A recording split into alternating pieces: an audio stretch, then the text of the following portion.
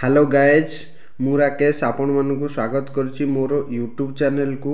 आपण मैंने जानते आपण मानकर जो एसआई एग्जाम अच्छी ता पोस्टपोन्ड हो सारी तो कौन पाई पोस्टपोन्ड है पुणी केबे एग्जाम हम ए टू जेड कौन रही डिटेल्स आमे आलोचना करबा भिडियोटी छोट भिडियोटी शेष जाए देखंतु एवं चैनल रे नुआ थिले चैनल को सब्सक्राइब कर रखंतु जहाँफल जहाँ भी अपडेट आसीबो आपण माने सर्वप्रथम यही चैनल माध्यम रे पाई परिबे। तो चलंतु देखिबा कौन रही देखंतु ये आपण मानकर I&PR डिपार्टमेंट ऑफ ओडिशा तरफ ट्वीट आसी जाइए। ये पूरा ऑथेंटिक जेन्युइन आसंता मार्च मास 8-9 तारीख 2025 मसीह OPRB द्वारा हेबाकु थिबा परीक्षा को स्थगित रखा जाइए।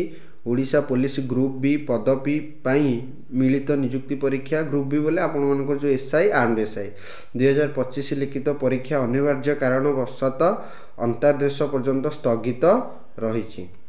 प्रेस इस्ताहार देखंतु सेही सेम जिनस लिखा जाइए। एतद्वारा परीक्षार्थी मानकर अवगति निमंते जणाई दिया जाउचे मार्च 8-9 तारीख रे 2025 मसीहा जो आपण मानकर एग्जाम थिला ताकू पोस्टपोन कर दिया जाइए। तेणु न्यूज कन्फर्म कि आपण मानकर एग्जाम पोस्टपोन्ड होइछि। बाकी देखंतु कौन पुणी अपडेट रही देखंतु मैं आपण मानकु जूम करके देखौछि। ये जो देखिबा आपण मानकर government of Odisha home department देखंतु डेट होची 6 मार्च 2025 फ्रॉम कहा कतिरु जाइछि letter additional secretary to government from Shri S Patra जे अच्छे आम additional secretary to government to DG and IG police Odisha Cuttack chairman of OPRB Bhubaneswar. तो यहाँ आपण मानकर पूरा मिनिस्ट्री ऑफ होम डिपार्टमेंट रू एडिशनल सेक्रेटरी टू गवर्नमेंट तरफ एटा जाइए। बुझीपारछंती आपण माने जानथिबे देखंतु कौन रही सेही सेम जिनस रही आपण मानकर देखो से लिखाई जे जो एग्जाम थिला आपण 2025 group B post for Odisha police service Odisha schedule to be held on 8-9 March 2025 is default for the time being. बाकी लिखाई if therefore request that necessary step may please be taken to intimate the candidate regarding postponed of the examination. तो ये सब आपण मानकर दे देछि।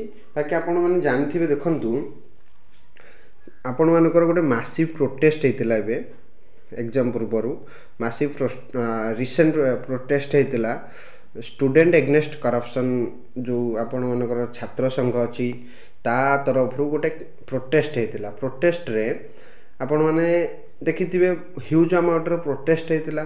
तापर आपण माने देखिबे आपण मानकर जो OP Odisha public service commission OPSC रो गोटे असिस्टेंट एग्रीकल्चर असिस्टेंट एग्रीकल्चर इनते किछि गोटे एग्जाम रो आपण मानकर रही जोटा OPSC कंडक्ट करूची सी मध्य आपण मानकर सेम डेट रे अच्छे सही 8 तारीख रे अच्छी आपण मानकर सेम डेट रे अच्छी ठीक अच्छी।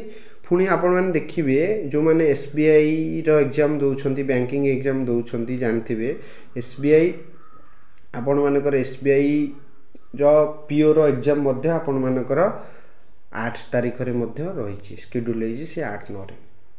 तो आपण माने भाबंतु सेम डेट रे गोटे पिला बहुत पिला अछंती एमती तो आपण माने जानथिबे कंपटीशन बहुत तेणु बहुत पिला अछंती जो माने सबुतिक एग्जाम भी दौरान एमती पिला अच्छा जो मैंने एग्रीकल्चर असिस्टेंट रो एग्जाम दौरान प्लस SBI PO रो एग्जाम दौरान प्लस SI एग्जाम अप्लाई करते तेणु गोटे पिला गोटे डेट रे 3टा एग्जाम केमती दब एटा इम्पॉसिबल ना।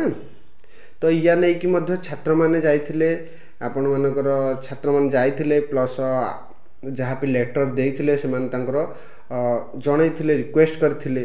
तो यही सब कारण में भी हेची जहाँ जो आपण मानकर एग्जाम पोस्टपोन्ड हेची।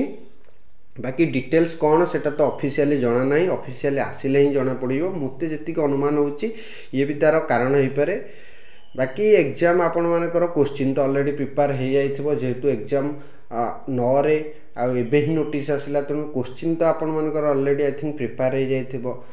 तो सेही क्वेश्चन पेपर रे जदी एग्जाम करा जिवो ताले रिसेंट हेई पारे मे बी 9-10 दिन भितर हो पारे जदि ताकू पूरा फर्दर कैंसल कराई कि नेक्स्ट एग्जाम करा जिवो ताहले मे बी किसी समय लगी पारे मे बी 1 मंथ लगी पारे सेटा आम कहि परिबानी किंतु मोर जेतिक अनुमान एटा किछि दिन पय बोधे स्थगित आपण मानकर करा हेछि मे बी आपण मानकर 10 डेज भितर पुणी एग्जाम हो पारे मु जेतिक अनुमान करछि बाकी आपण मानकर नोटिस आसिले मु आपण मानकु ए चैनल माध्यम रे जणै देबी आपण माने चैनल को सब्सक्राइब कर रखंतु जहा फल अपडेट आसिले आपण माने पाई परिबे।